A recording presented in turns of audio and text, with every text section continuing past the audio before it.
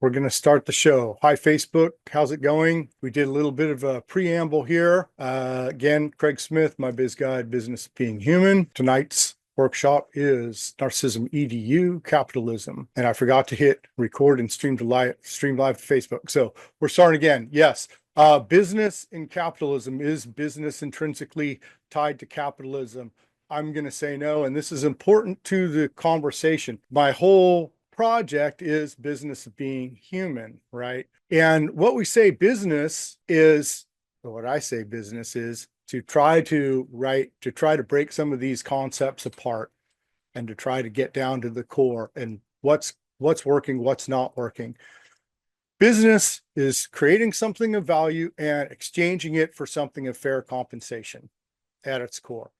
If an entity is taking something of value and not giving fair compensation, then that entity in contemporary culture is just using the concept of business as a guise to plunder.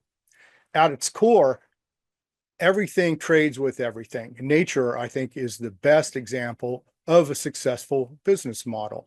Everything's trading, everything is contributing to create more value. Right now, we're doing business. We're trading our time. We're contributing our energy. We're contributing to a common goal. And with that, we're going to grow value, which one of the biggest values in the human ecosystem is understanding. So these conversations are growing understanding. That's a value. With our understanding, we're going to go back out and trade that to more people and exchange with more people. So exchanging ideas and especially exchanging introspect, trading introspect, sharing introspect, I think that's one of the most human things we can do. And that's such a huge value, right? So for the business of being human, my upcoming book, by the way, and that's the modality, but I say that business is not just a way to generate printed currency in contemporary society. It's an intricate part of our species development. So if we look back at trade in its original form, pre-commoditization era, pre-disposable era, trade is an intrinsic part of our species development that's helped facilitate the growth of such hallmarks of humanity as communication, teamwork, leadership, bridging of cultures, process development, understanding of value. So all these things are really important for humanity and wellness, all these things. So we're gonna go with it like that. So capitalism, narcissism edu, addiction. The other ones, narcissist in the mirror, scarcity mindset, misogyny, racism, colonialism, capitalism. Capitalism, interestingly enough, can I get that word out? Doesn't recognize value of all things. So the first thing capitalism does is it trespasses on value, right? Printed currency, in the pursuit of printed currency, something to understand, it is a value placeholder. It doesn't hold value within itself. It only reflects value in certain circumstances up to a certain point. So printed currency can never truly reflect the things intrinsic to life, the biggest value, food, water, shelter, clean air, physical, mental, emotional, spiritual wellness. But yet capitalism, chasing the printed currency, trespasses on all those things. So the things that are the biggest value, capitalism misses. There's some other things about capitalism just on a surface level, and then we'll get down to the psychological profile and the narcissism part. The other thing capitalism misses in value is the scarcity part. So capitalism is a pseudo system, just like the colonial systems, inside a natural ecosystem. We print money. So when people say a shortage of money, that's a false narrative. There's not really a shortage of money. Why did the person that runs the money printing machine not show up? Are they sick? We make that. We could make money out of anything. So to get down to the reality of it, there's not a shortage of printed currency. It's a systemic issue. It's the use of the printed currency. We'll talk about that in a little bit. So, false narrative, narcissism. That's a key hallmark of narcissism, creating a false narrative saying, oh, well, there's not enough. Well, yeah, there is enough. It's just not distributed. When someone says, oh, I can't do this, I can't support you in this way. Well, you can actually, it's just not distributed right. You just don't have that initiative. So there's one thing. And then again, the printed currency not intrinsically having value. So in essence, it's a whole monopoly game that's created. And the whole colonial system is based on false narratives and based on trying to get their way, but only to the extent of lacking accountability, only to the extent to where they don't want the accountability. And it's an interesting thing because people say power and that narcissists want power, capitalists want power. But if we understand the narcissist at their core, what's going on is they are trying to avoid themselves. And this is the important thing to understand. And one of the reasons that I don't really like the term narcissism, because it says self-absorbed, but actually it's kind of the opposite of self-absorbed. It's self-denial. And then everything's a construct after that, as opposed to wants, and these systems are created by an intentional. Yeah, there's a little bit of intentional, but it's really more of a construct. And I use the term construct in a reactive compulsive. This is what's happening if true consciousness is lacking. When we talk to the hallmarks of narcissism, if we understand the narcissist, if we've all had this relationship where someone, we can't get through to them on an emotional level, that's like the quintessential part of narcissism, is you can't get through to person on an emotional level. We want to talk about emotion, we want to talk about feelings, these kind of things, and that just doesn't happen. That's where the big stalemate happens. And it's important to remember that, because the reason that happens is because that person doesn't have that relationship with themselves. So the reason you can't talk to a narcissist, because they're not talking to themselves.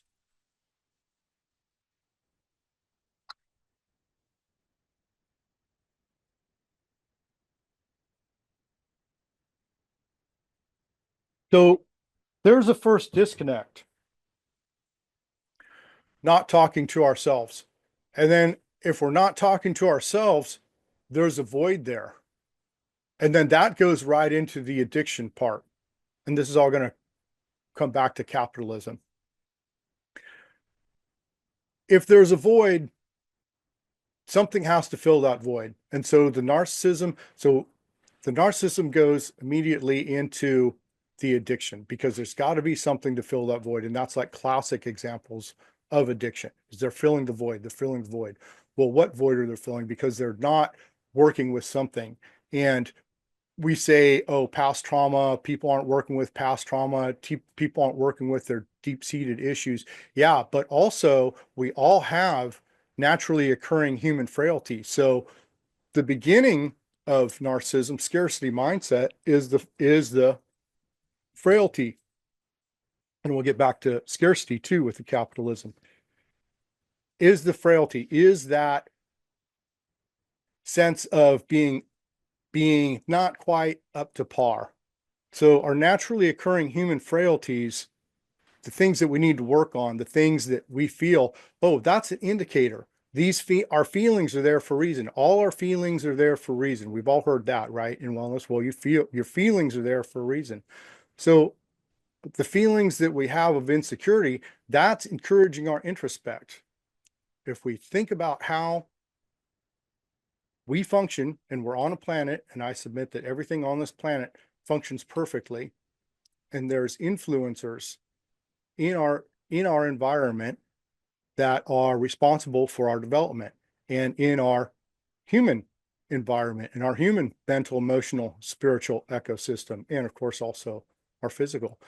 So when we have these naturally occurring frailties and we don't work with them, if we don't address them, here's the first part of cognitive dissonance. If we say, la, la, la, la, la, I can't be less than, I can't be afraid, that whole narrative, don't be afraid, suck it up, just keep going, sometimes, but not all the time. And when it comes to our personal development, we have to ultimately address our human frailties. And another part with that is the frailty, vulnerability. Okay, so that's the narcissist narrative, is that the emotional is vulnerable and therefore weak, but we grow from vulnerability. And when we talk about sensitivity, well, that's receptiveness. And if we talk about intelligence, doesn't all the technology, all the instruments, all the sonar, all the radar, all those kind of things, they're tuned to be more sensitive. So sensitivity is just picking up information. And how do we process information if we don't have it? So our sensitivity is directly related to our intelligence. Huge thing. So now I'll let us process that for a minute. I'll even repeat it.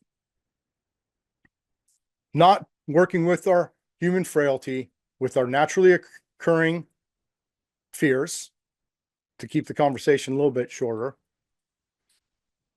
cognitive dissonance. Well, then we're not working with ourselves. When we're not working with ourselves, and when we are afraid of being vulnerable, that's directly affecting our ability to take in information.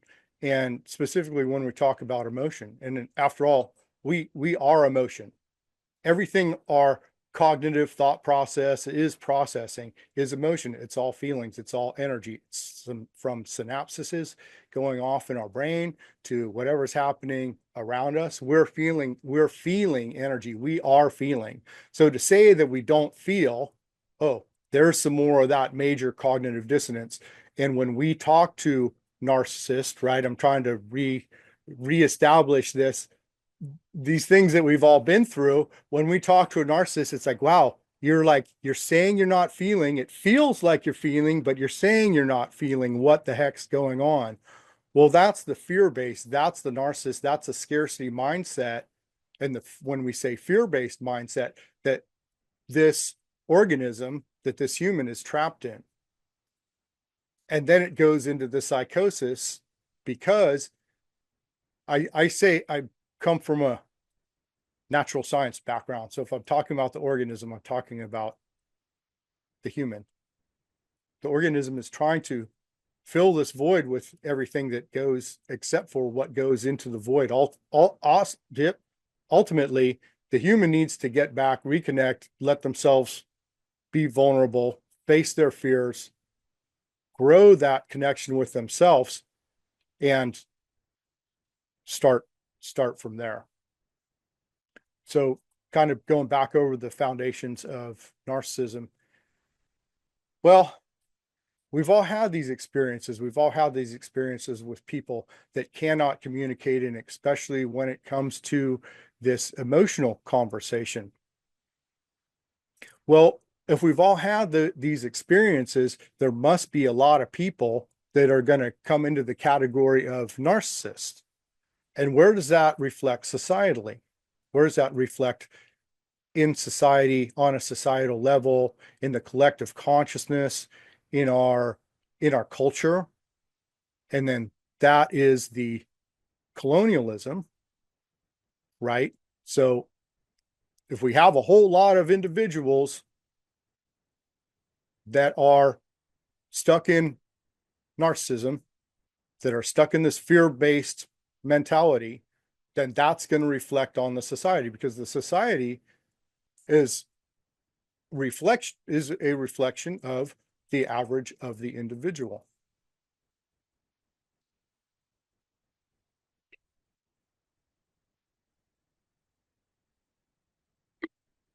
So you see where this is going. Dismantling capitalism is not a big, scary thing. Dismantling addiction, dismantling all these illnesses is not a big, scary thing. It's within all of us. And so understanding these things is the way to dismantle it. Reflection of narcissism, people looking outside. Oh, it's all this out here. It's all this out here. Addiction, it's everything else. It's everything else. The lack of accountability, and there's a little bit of a play on words there, right? Capitalism, accountability. The lack of accountability is that's another hallmark of narcissism. So people, and this is the reflection of narcissism, and this is the narcissist in the mirror. And what are these things in society that are coming through us because it's our habitat? Because in the societal habitat, our collective consciousness, right, built by individuals, but now it's a negative cycle back to addiction and perpetuating these negative cycles. So now the society is enabling to the individual to narcissistic tendencies. Welcome to America. And there is the materialism, and there is filling the void with all these things. And here's the addiction. So it's not looking outside at, oh, well, if there was just more money, and if money was more fairly distributed and all those kind of things. Capitalism, the start of capitalism is in the human consciousness. So that's the thing. And also, that is empowering. That's our empowerment. That's the part where we can each change this.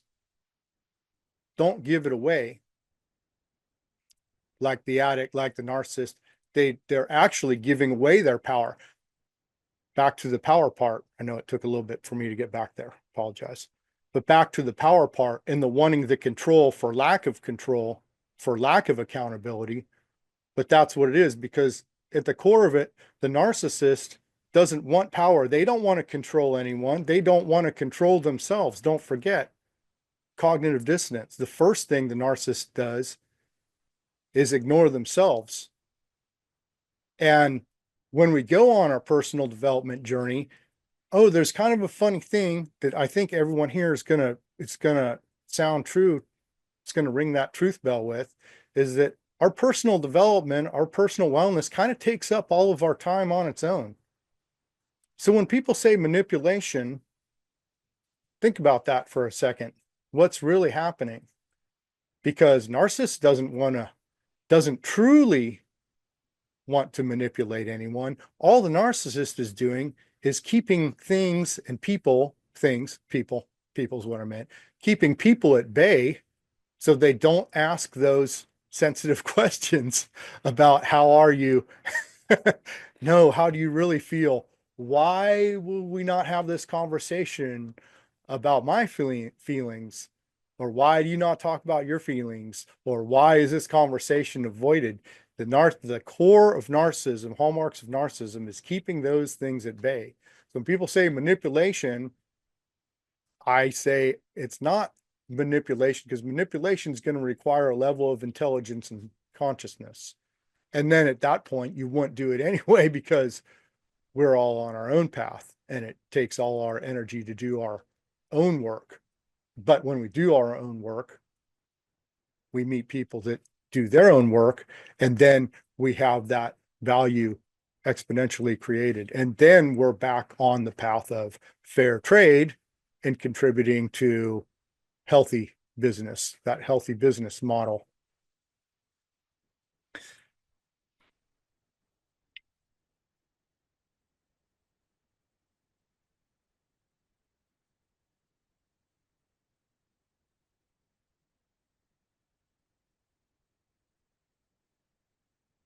keeping these questions at bay, keeping people at bay, lack of accountability.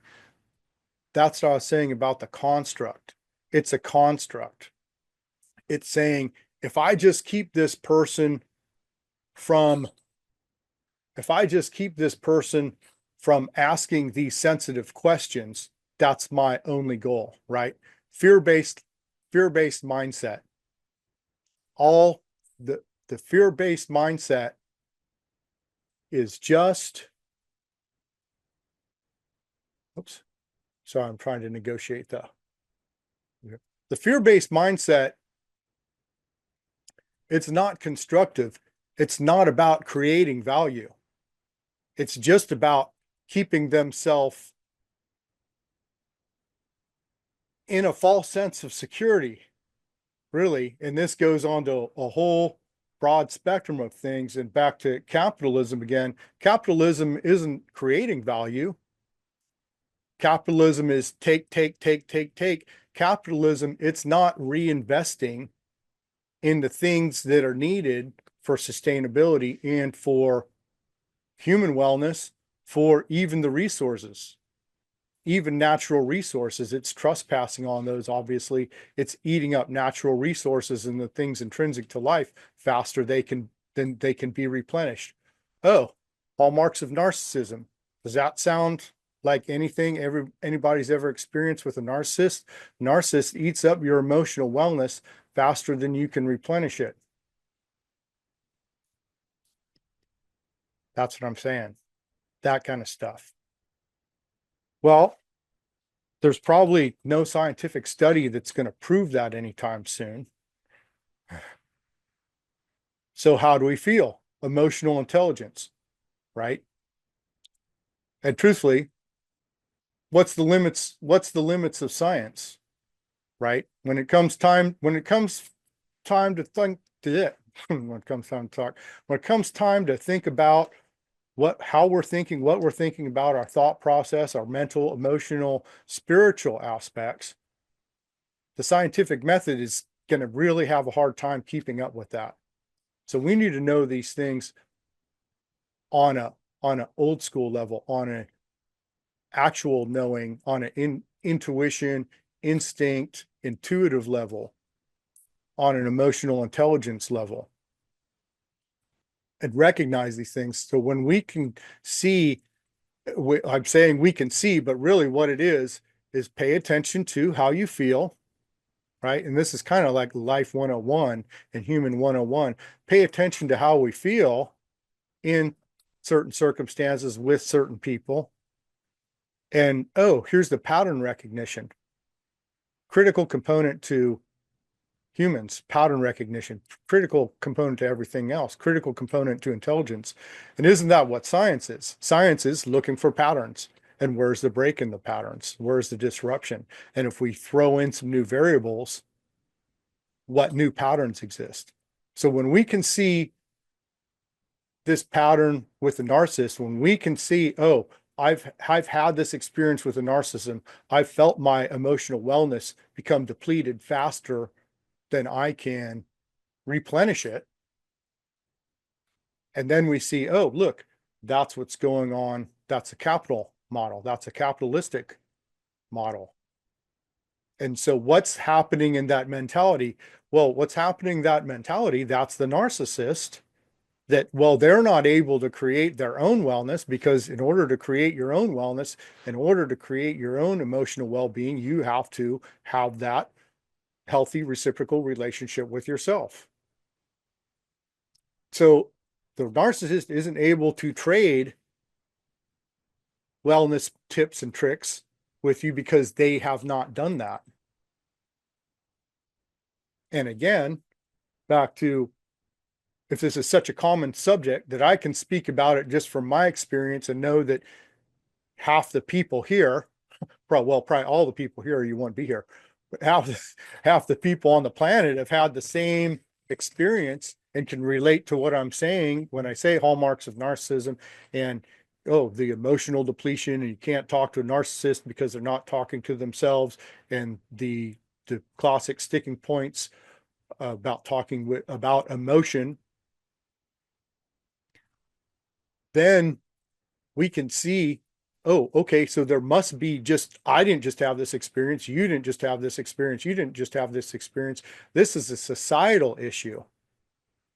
And so then where is it reflected in society? And that was it was the racism, misogyny, and colonialism as a whole. I mean, all these things all go together, but at the core, their addiction, at the core, their narcissism.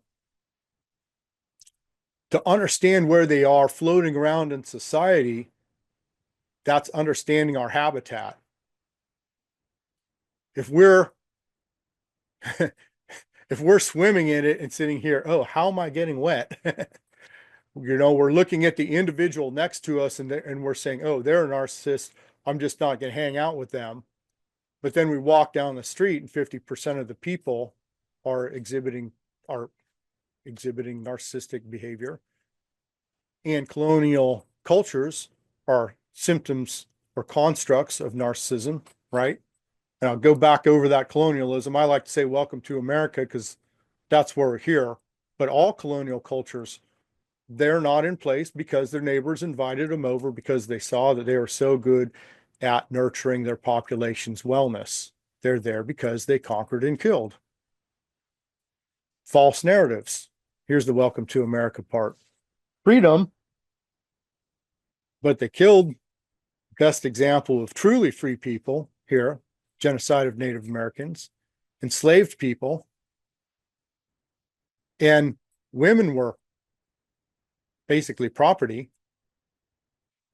So a hierarchy is not a symbiotic relationship. Everything in nature is a symbiotic relationship.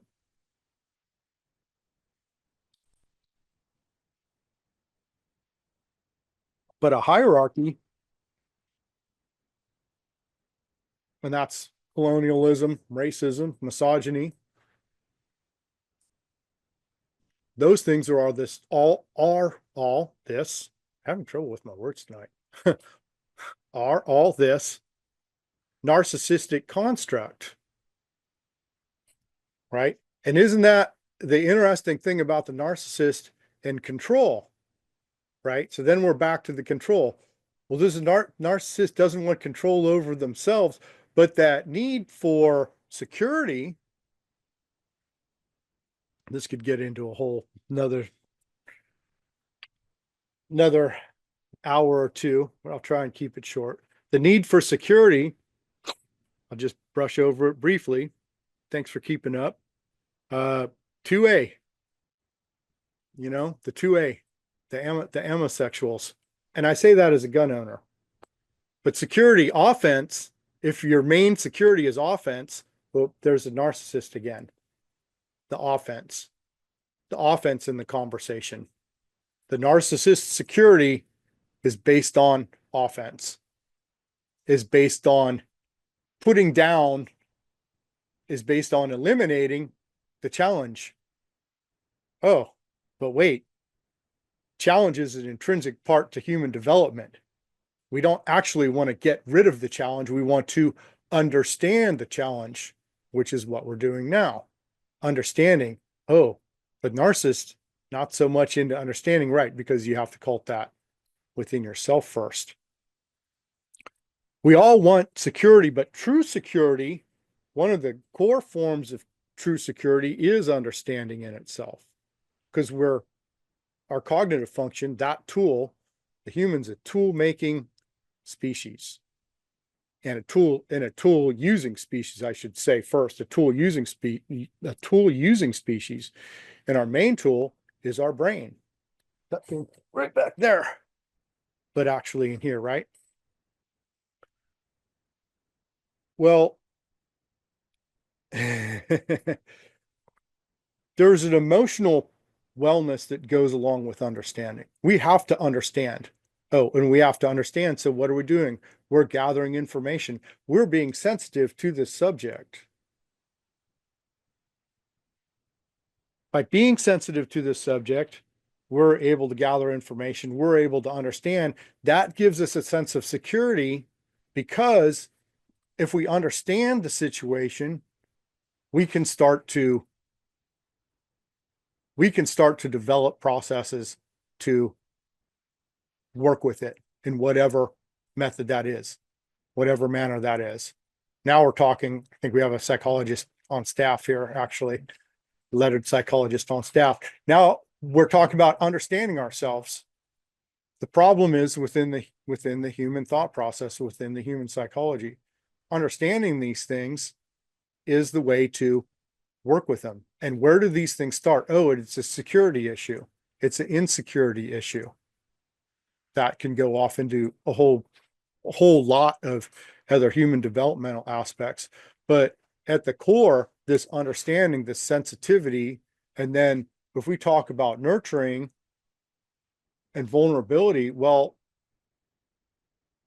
those are core components to our understanding also. We have to nurture our understanding. Right now, we're nurturing this conversation along. We're feeding this conversation. We're kind of, I mostly am talking, yeah, but trying to do the best I can, hold this conversation gently and keep it alive. Narcissists not good at gently holding a conversation and keeping it alive. I mean, they're not good at it. And how do we react? And I say react or respond to this when we're stuck in that narcissistic relationship and it's so overwhelming that gets us tensed up.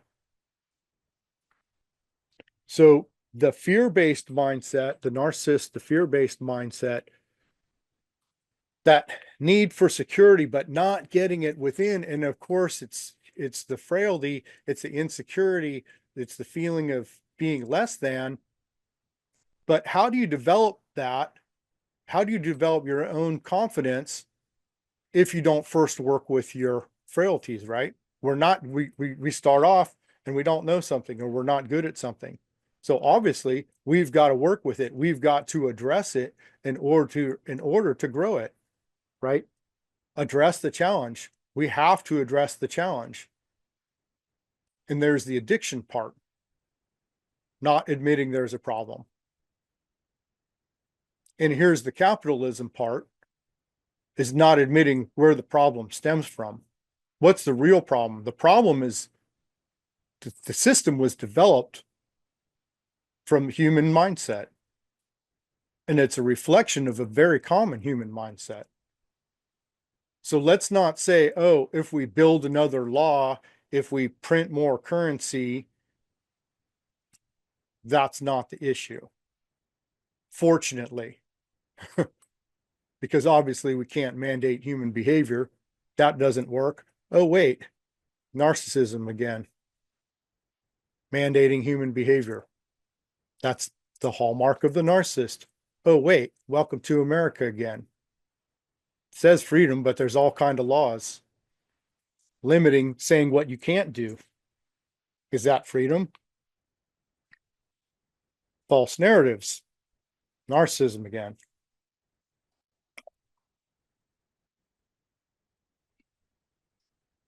So if the narcissist is disconnect from their internal habitat, the reflection is going to be disconnect from the external habitat, right?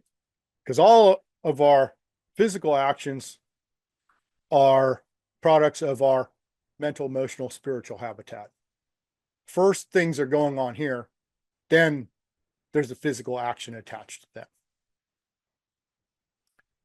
But if there's no action happening, if there's no action happening in the mental ecosystem, if there's no relation to the mental ecosystem, if there's no relation to the internal, to the person, if the person is an artist adept in the practice of cognitive dissonance, and they're ignoring themselves, and they're building a construct around them to enable that beginning of addiction. Again, welcome to America. The colonialism's the narcissistic construct. Ignoring the natural habitat That's why our species is killing the planet, because no connection with the internal ecosystem, no connection with the external ecosystem. So left off that part of how our species developed for 99% of our existence. And hitting bottom really quick, right? If we look at our species from an evolutionary standpoint, Homo sapien, approximately 300,000 years, according to science. Homo genus, approximately 3 million years, according to science, asterisk there, right? And we've had this pretty long history. And then something happened and boom, hit bottom. And we can see that in the average modern human where things are going fine. And then drugs, boom, hit bottom. So habitat, and if we're familiar with Bormate, this is what he points to, is it's the habitat that created the addict. People don't go into self-destruct mode for no reason, right? There's reasons for everything. And that's what we're trying to figure out. What are the reasons? What are some of the core causes? So we've got disconnect from environment, we've got disconnect from self. Wow, those are some pretty big values to be disconnected from. Right? Welcome to capitalism. There's got to be something to pursue. Just like the narcissist wants this security, but not doing the things that would bring them natural security, not doing the introspect, not engaging in the understanding, not engaging in the personal development that's going to give the confidence to communicate, right? Communication, one of those key foundations of our species, and one of those things that business facilitates. If we want to trade, we have to communicate that. Hopefully I'm communicating my concept here good enough so people think they're getting a good enough value. But we're exchanging energy. All of us are putting into this. So if people if they're not developing their communication skills, well, first I've thought about it. If people aren't thinking about these kind of things, people aren't thinking about what they're thinking about, if people aren't thinking about how they feel, and oh man, I feel like I can't do this. And if they la and just push that unprocessed part of themselves out, right? Perpetuating unresolved trauma onto others. Another classic symptom. Where's the value? So there's the security issue, lack of security, insecurity, and there's the 2A, Second Amendment right to bear arms. I'm talking about the gun nut thing. And again, as a gun owner. All right, but then where's the value? If we're not hunting and gathering, if we're not growing food, and we're not embracing our higher spirituality, our emotional wellness, our physical adeptness, if we're not doing these things that our species has done for 99% of our existence, and we're not challenged in those ways, where is that? These things just don't go away. Welcome to capitalism. Make something up. Welcome to narcissism. Make it up. Welcome to racism. Make up a false narrative. Welcome to war. Make up a false narrative and stick to that and have to perpetuate that lie because it's not the truth, of course. It's not what is really going on. It's the false narrative that the narcissist has to have, because if the truth is going on, then they got to look in the mirror. And that's where we get to start thinking about how to work with the narcissism now that it's at the point that it developed its own culture and pseudo system that we're all locked in. So this is where we are in contemporary society. But The good thing is that we know it, we can understand it, we can see these symptoms, and then we can start to work with it. But yeah, the capitalism, that's another narcissistic construct. Where's the value? Creating that false value proposition. So now instead of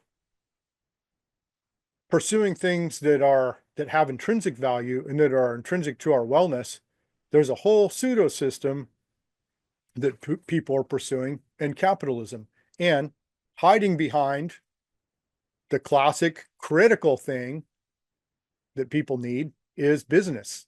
That's facilitating that communication, teamwork, leadership, process development, bridging of cultures, understanding of value.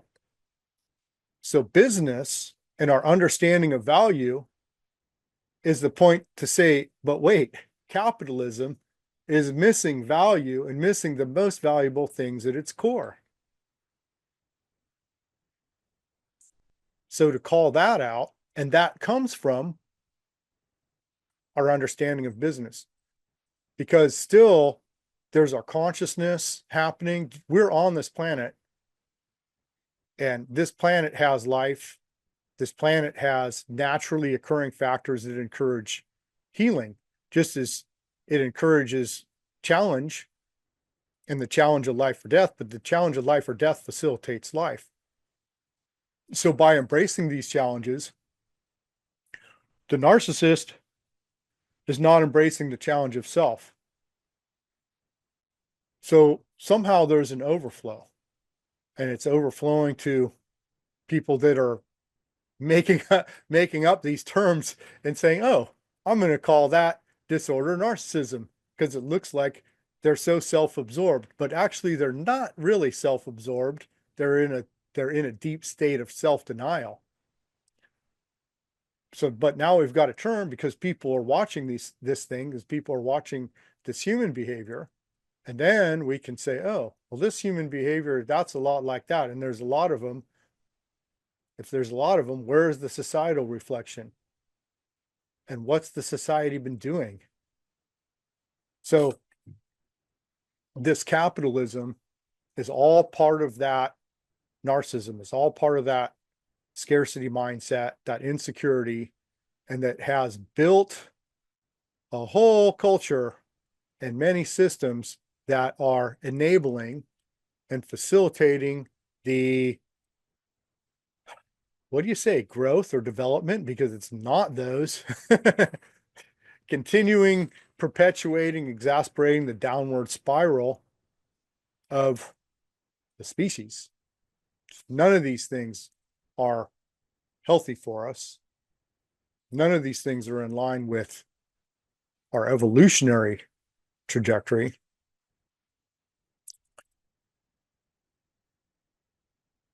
So it is almost 8. Does anybody have any questions? Want me to repeat anything? Want to break for a minute?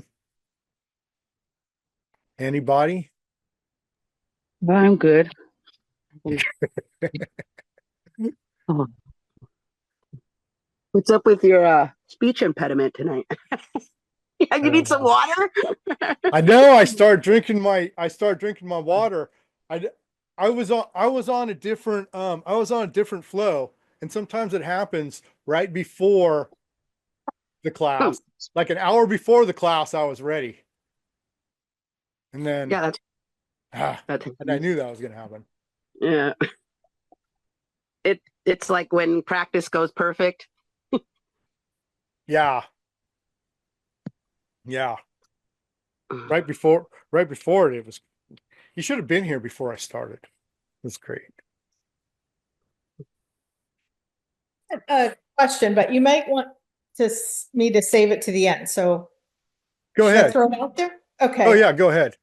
All right. I actually have 2 questions.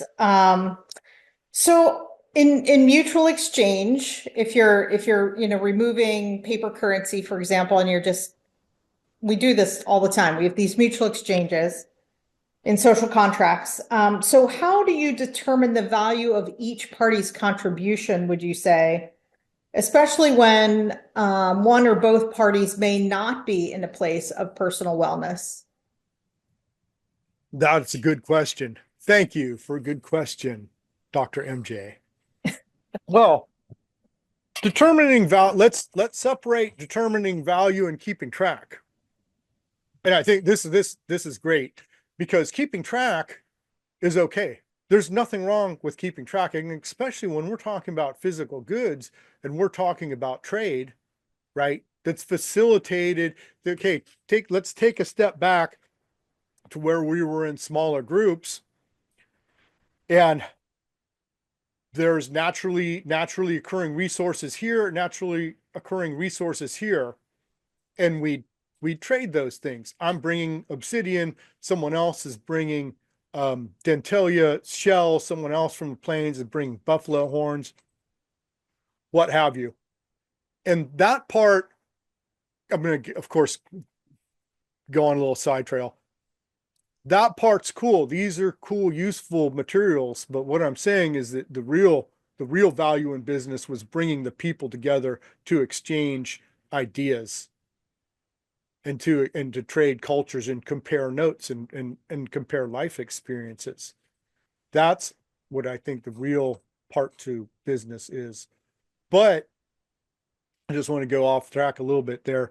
But now when we're trading multiple things with multiple people, and this person got 20 pounds of salmon, and this person got 5 pounds of walleye, and this person got 2 buffalo hides, and this person got 6 elk antlers.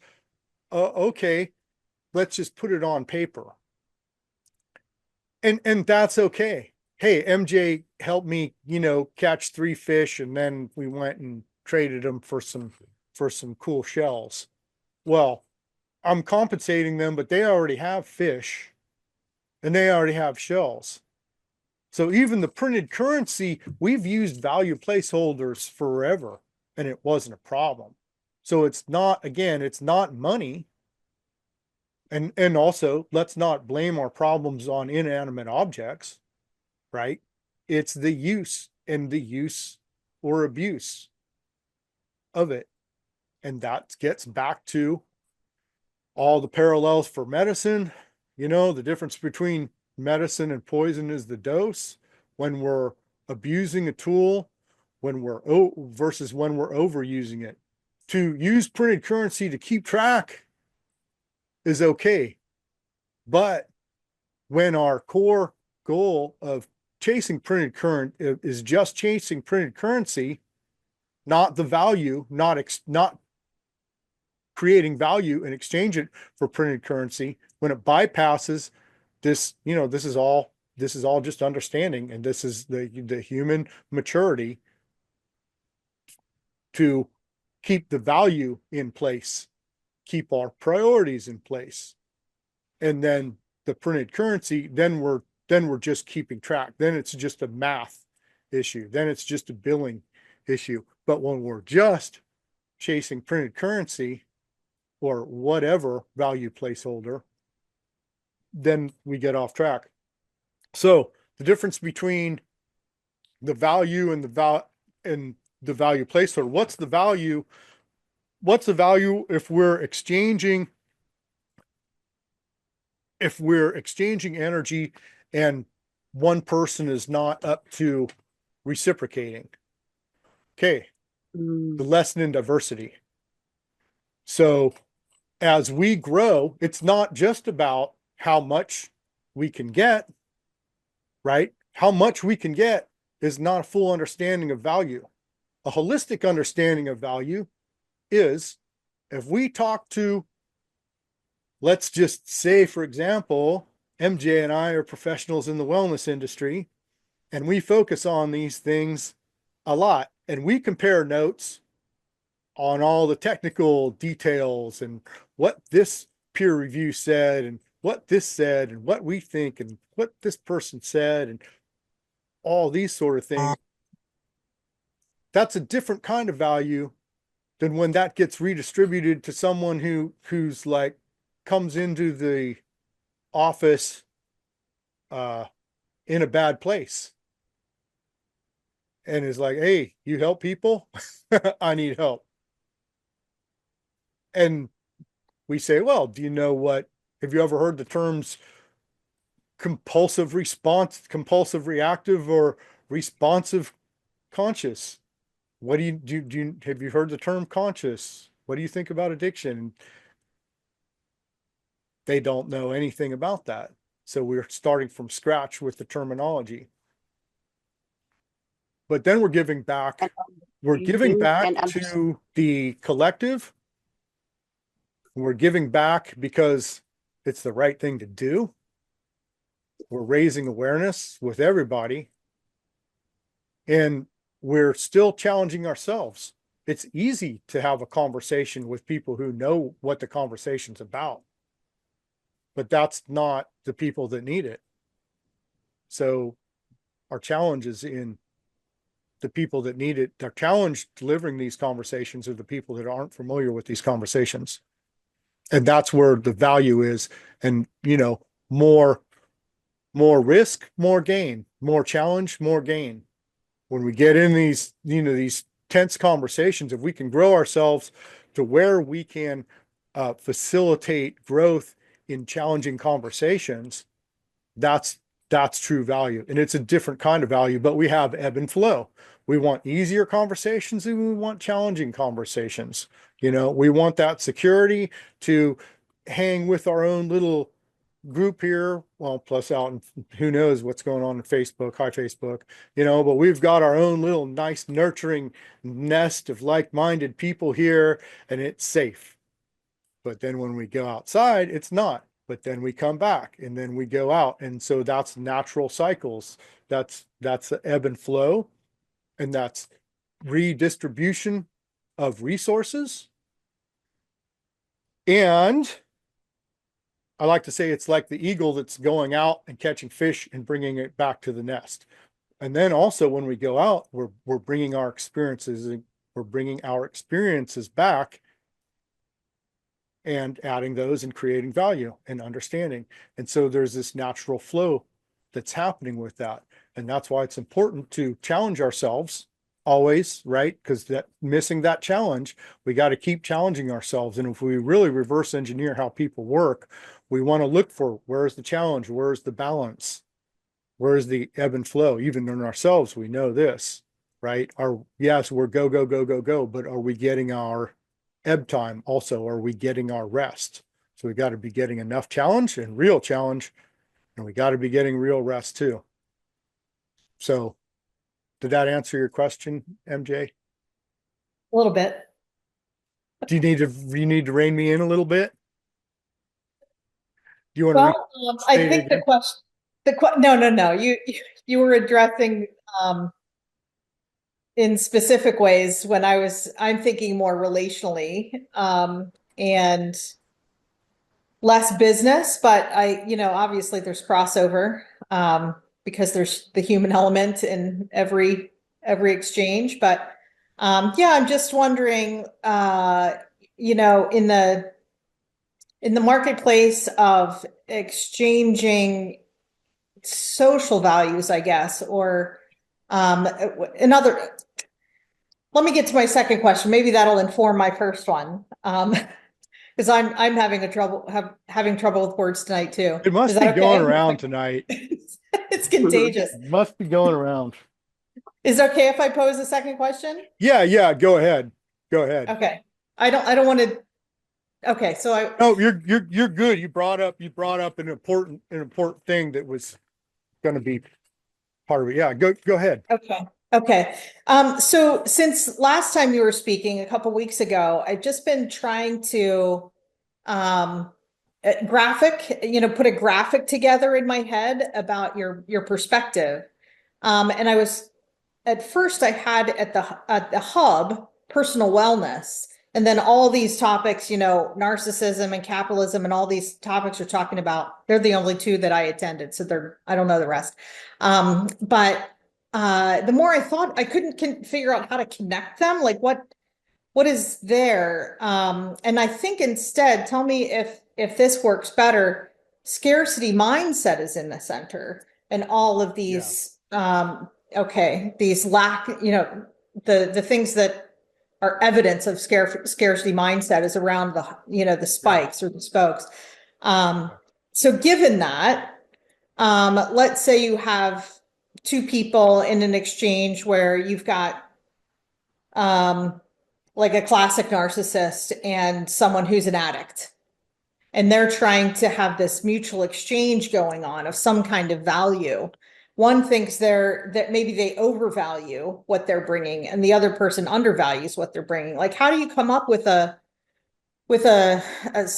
I don't know if standard's the right, no, it can't be the right word. How do you negotiate that that exchange when people who have a scarcity mindset? You just gave a real good example of narcissism that's perpetuated in society and people don't see it. And the the other part of narcissism is the egocentric, the wants without context. So in the mind of the narcissist wants absolute control, but that's not reciprocity, right? So the narcissist wants unlimited resources without having to worry about catching fish, without having to worry about the weather, but that's not encouraging development. So want without context. The narcissist would say that they're in this relationship, but is the relationship working? Because it's two people saying, I want, and most people have an angle to what they want. They want the relationship for what they want, but is that relationship conducive to their overall wellness, which gets bypassed? Or if we're talking about emotional intelligence, when we're looking at each other, is this relationship creating value for both partners, for both people? It's got to be reciprocal. It's got to be symbiotic.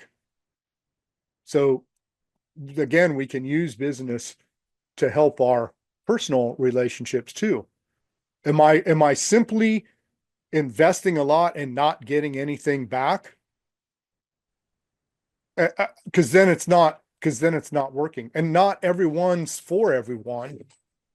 And I think as wellness advocates, and I'll just speak for myself, some people I resonate with, and we can have conversations, and there's exponential growth.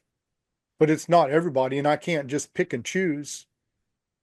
I can't just go through and wave my magic wand, but that's because the universe has these naturally occurring parameters that we have to work within and understand. And one of them is to, where's the challenge?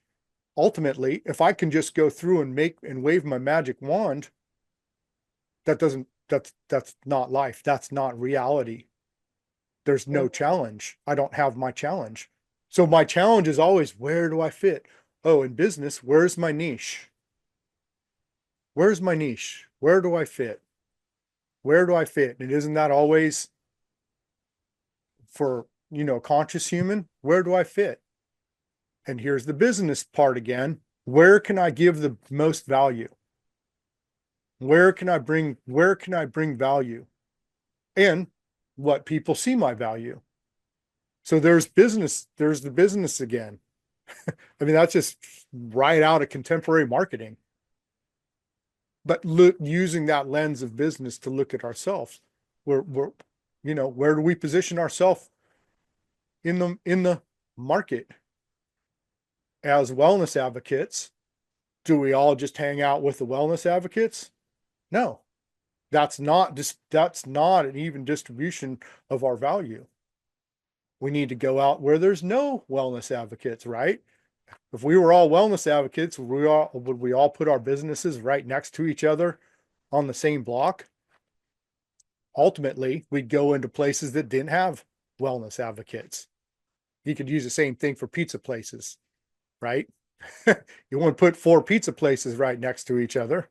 You go to some place that doesn't have a pizza place. So there's these naturally occurring things. And then conversely, then the narcissist just wants to impose whatever their, it looks like their will, but that's, it would take some more time to going in and deconstructing that concept of imposing their will.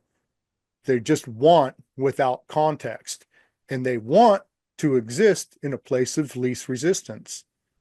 So that's when people that are sympathetic and people that are like wanting to understand people a lot of times get stuck in relationships with narcissists, because we're not looking, we're like just trying to understand people, and then it's like, I'm understanding that I'm not understanding this person. But look, there's the universe again saying you humans need to figure some shit out. So it's very interesting that I've met a lot of people that are like, I know what a narcissist is, and I know these things, and I know emotional intelligence, and damn, I still got stuck with one. So what's the bigger picture? Well, how's the bigger picture aligning us? And then like at the time, it's like, okay, why am I even here? And so it's like very, very similar to addiction. Like I know I'm not supposed to be doing this, but I still am. So again, lessons from addiction. But if we paying attention to, how does this feel? Because that's what we've got. Is how does it feel? There's no study. You wait for a study on all this. Yeah, you're gonna Third be and dusty twice, bones. and paid. They're gonna find your dusty bones. 4 blind side, or what do they call it? The 4 third and blind, or whatever. The research. Anyway, I Yeah, really the like triple the blind study. question. Yeah, there's not, our emotional intelligence and understanding and checking ourselves, cross-checking ourselves, that sort of thing is that's our real understanding. We need real understanding, because in the moment, there's no real dealing with narcissist playbook, because when you're in the moment, you got to know it. You can't, oh wait, let me pull out my playbook. Tell me again what you said. That's bunk. I like the questions, though. It does really address how our Dr. MJ saying how do we, find out if we're having ebb and flow. Right. Look for ebb and flow. What Craig teaches. That's what Craig's curriculum is about. Is how do you determine this ebb and flow that you're, if you have a person that you've helped for over 25 years, but they're not, like she was asking, they're not healthy, they're not addressing their wellness. And I liked how you answered, you have to learn and understand these concepts and wellness thought process, and then don't get stuck there. Learn to implement them, practice them, use them. Because like you just said, Craig, how do I end up with one? Sometimes people not only, I know all this stuff, but I am one. Like they're super knowledgeable, and they are maybe even a covert or whatever the terminologies are, right? There's a lot going on, and we can, that's the going thing. on. We can use these words, but we got to know these words are value placed, and they're only able to reflect the value in certain circumstances up to a certain point, just like printed currency. Wait for the book.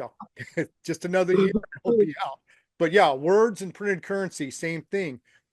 They're value placeholders. They don't hold intrinsic value. They only reflect value up to a certain point in certain circumstances. So, and a tool, the word is a tool. And so we need to understand when we're using these words, it's not definitive. It's just, we're kind of painting a picture with these words, and we're just really understanding these human, what happens when these human frailties go unaddressed is what we're looking at. And really it's not back to natural science. It's understanding when the habitat is conducive to the pathogen, what's the cycle of the pathogen? What are the symptoms of the pathogen? And we can talk about stagnation and lack of flow. And when we're engaged in cognitive dissonance, isn't that a lack of flow? So when we talk about energy, a natural, natural with a capital N thought process, we're connected to everything. And so this flow, and so if we're not allowing that flow and we're not in line with flow, including understanding as a whole. If we're not understanding that we're in a natural environment, and this is kind of the crazy part, but yeah, hello everybody, we're on a planet. You're in an environment. You are an environment. You're in an environment. It's going to be getting back there too. But when we understand things from our environment, and then the one from natural sciences is that you don't understand an organism unless you understand the environment that it evolved in. That's the natural environment that it evolved in. And that's a perfect example to understand flow and understand how flow works and understand how pathogens work in the habitat and understand not addressing something, right? Here's the classic, I think that we all know, not addressing it doesn't make it go away. It just keeps compounding and compounding and compounding until it breaks the dam. So dams are bad. Lessons from flow. Free the snake. You know, in the outside world, we're taking dams down. The Klamath, the Elwha, looking at the snake because it's not healthy. Well, how would someone dam the flow of a river? Well, if they don't understand flow, if they don't understand like the planet we live in, disconnect. So all these things in contemporary / colonial society, you can see these reflections of internal disconnect superimposed and perpetrated against the natural habitat. Pattern recognition, that's what I see. So understanding the natural habitat, huge to helping us understand our mental habitat and emotional habitat, spiritual habitat. The mental habitat's the easy part because then we can say pattern recognition.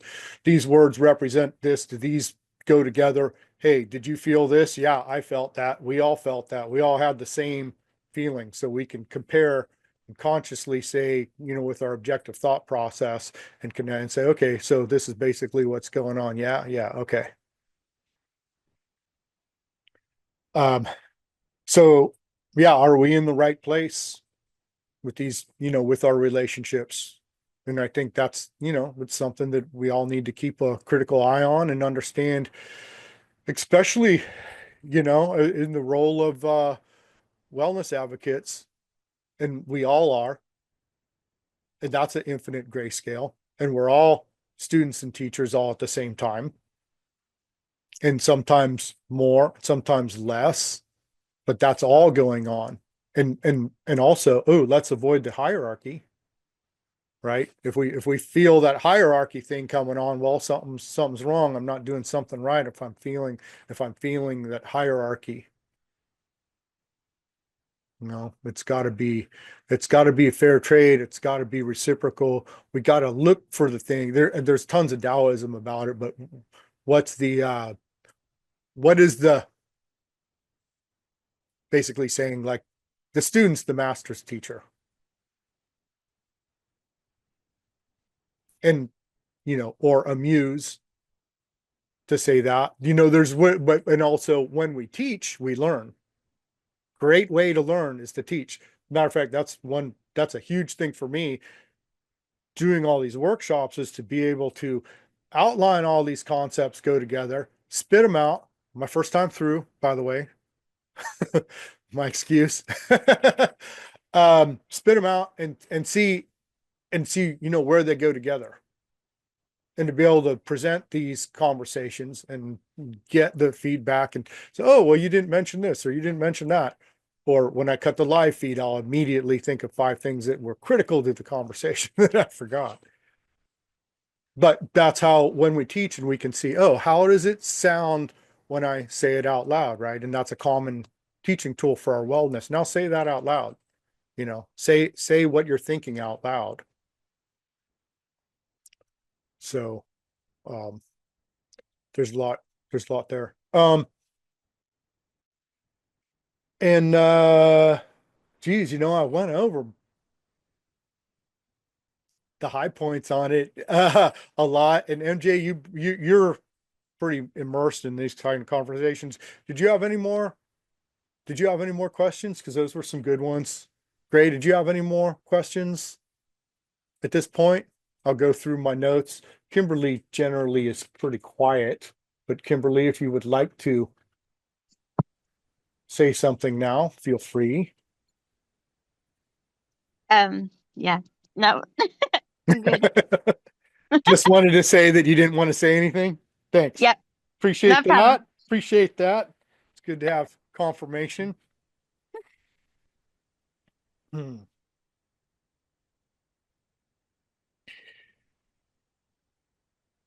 Pattern recognition, capitalism is trespassing on value. I mean, we went through that pretty clear. If we're not talking about things intrinsic, man, tonight. Intrinsic. Thank you. Things intrinsic to life, food, water, air, shelter, mental, emotional, physical, spiritual wellness. But capitalism doesn't recognize any of those. But that's value. That's like the thing. Oh, I got a story.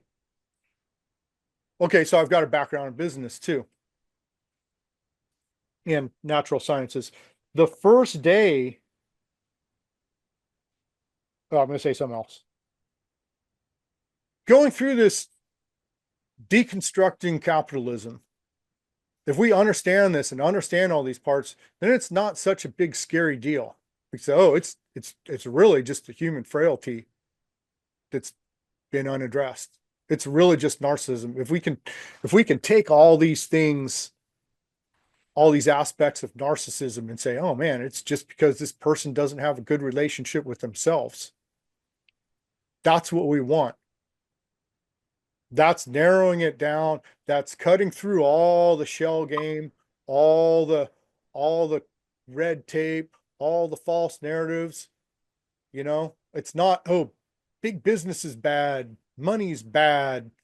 There's this huge racism problem. There's misogyny. There's all these problems. There's all these problems. No, really, it's not a lot of problems. There's a lot of symptoms to the same core issue of people not knowing people. You want to change something outside? Look in the mirror. Understand yourself, understand others. That's how people, how do we look in the mirror, look in the mirror, look in the mirror, actually understand yourself, actually understand human behavior, because that's all it is. It's not the human physicality didn't just go off and do something zombie-like. That's not real. There's glitches in the mental, emotional, spiritual, human ecosystem, and a lot of those glitches can be undone. The main glitches can be undone.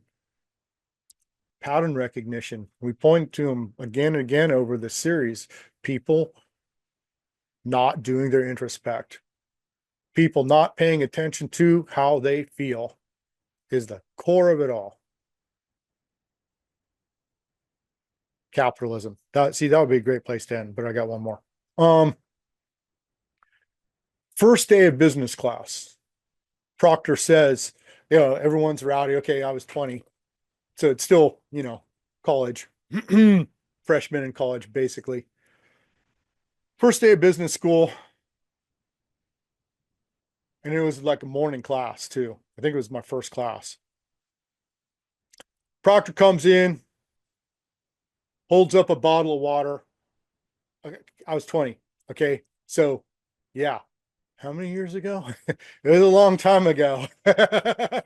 Not just yesterday. Before bottled water. Before the bottled water fad. Okay. Let's put it that way. I don't even know where he got the bottle.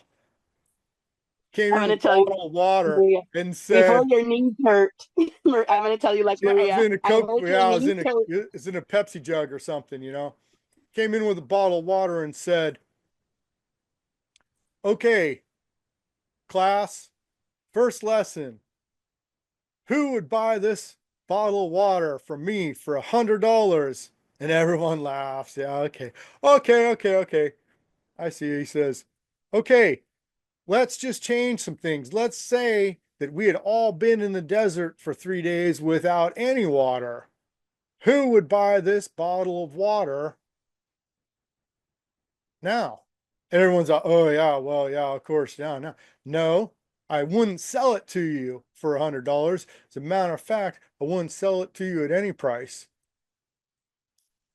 He said the water at that point had become invaluable. I disagree, but I understood what he was saying. The water at that point, actually, the water didn't change. The printed currency's ability to reflect the value on that water was exceeded.